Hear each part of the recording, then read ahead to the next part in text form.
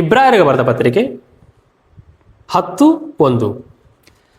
ಧರ್ಮಶಾಸ್ತ್ರವು ಮುಂದೆ ಬರಬೇಕಾಗಿದ್ದ ಮೇಲುಗಳ ಛಾಯೆ ಹೊರತು ಅವುಗಳ ನಿಜ ಸ್ವರೂಪವಲ್ಲವಾದುದರಿಂದ ಆ ಧರ್ಮಶಾಸ್ತ್ರವು ವರ್ಷಕ್ಕೆ ಪದೇ ಪದೇ ಅರ್ಪಿತವಾಗುವ ಒಂದೇ ವಿಧವಾದ ಯಜ್ಞಗಳನ್ನು ಅರ್ಪಿಸಿ ದೇವರ ಸಮೀಪಕ್ಕೆ ಬರುವವರನ್ನು ಎಂದಿಗೂ ಸಿದ್ಧಿಗೆ ತರಲಾರದು.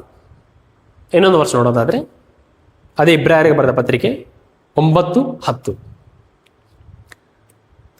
ಅನ್ನಪಾನಾದಿಗಳು ವಿವಿಧ ಸ್ನಾನಗಳು ಸಹಿತವಾಗಿ ದೇಹಕ್ಕೆ ಮಾತ್ರ ಸಂಬಂಧಪಟ್ಟ ನಿಯಮಗಳಾಗಿದ್ದು ತಿದ್ದುಪಾಟಿನ ಕಾಲದವರೆಗೆ ಮಾತ್ರ ನೇಮಕವಾದವು ಎಂಬುದು.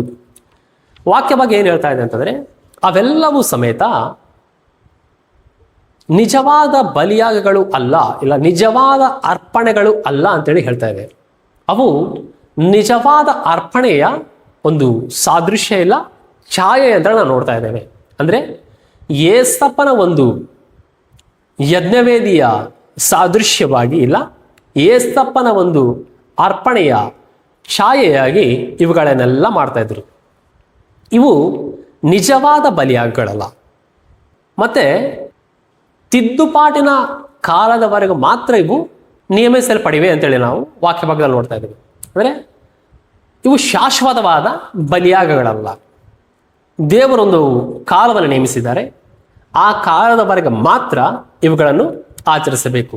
ಆ ಕಾಲ ಯಾವುದು ಅಂತಂದರೆ ಏಸಪ್ಪ ಈ ಭೂಮಿ ಮೇಲೆ ಬರುವ ಕಾಲ. ಸೊ ಏಸಪ್ಪ ಈ ಭೂಮಿ ಮೇಲೆ ಬಂದ ಮೇಲೆ ಈ ಅರ್ಪಣೆಗಳಿಗೆ ಬೆಲೆ ಇಲ್ಲ. ಯಾಕಂದರೆ ಇವು ಛಾಯಾರೂಪಕವಾದ, ಅಂದರೆ ಏಸಪ್ಪನ ಒಂದು ಬಲಿಯಾಗಕ್ಕೆ ಛಾಯಾರೂಪಕವಾದ ಬಲಿಯಾಗಗಳು. ನಿಜವಾದ ಬಲಿಯಾಗ ಬಂದ ಮೇಲೆ, ಇಲ್ಲ ನಿಜವಾದ ಅರ್ಪಣೆ ಬಂದ ಮೇಲೆ ಇವುಗಳ ಅವಶ್ಯಕತೆ ಇಲ್ಲ ಅಂತೇಳಿ ನಾವು ವಾಕ್ಯ ಭಾಗದಲ್ಲಿ ನೋಡ್ತಾ ಇದ್ದೇವೆ.